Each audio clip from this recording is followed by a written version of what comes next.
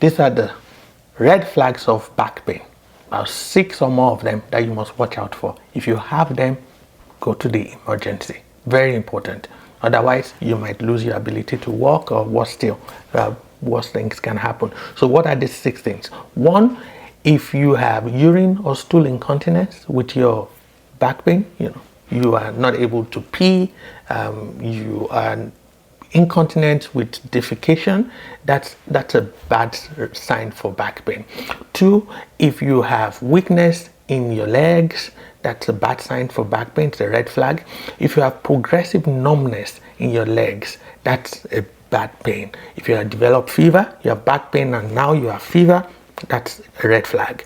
If you have unrelenting or continuous pain or pain at rest with your back pain, that's a red flag, right? Other red flags are unexplained weight loss. If you're getting night sweats, if you're a drug abuser, you inject IV drugs, stuff like that, it puts you at another level of risk with back pain. If you are immunocompromised, if you have a cancer or you have HIV or kidney transplant, and then you have back pain, you need to see the doctor. These are not things you can treat on your own. And then history of osteoporosis, right, makes your bone mineral density low, which means that back pains could be very bad, could be a fracture that needs to be attended to. So those are red flags. And then history of cancer, also a suspicion of current cancer. That back pain, and I've seen this before, that back pain might actually be a metastasis from a cancer to the bone.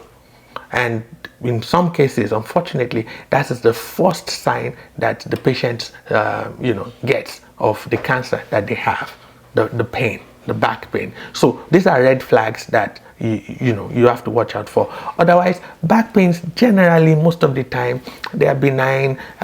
We usually start with conservative treatment, back stretches. I usually say see the physiotherapist. You use the Voltaren gel, diclofenac gel, hot pad, alternate with cold pad.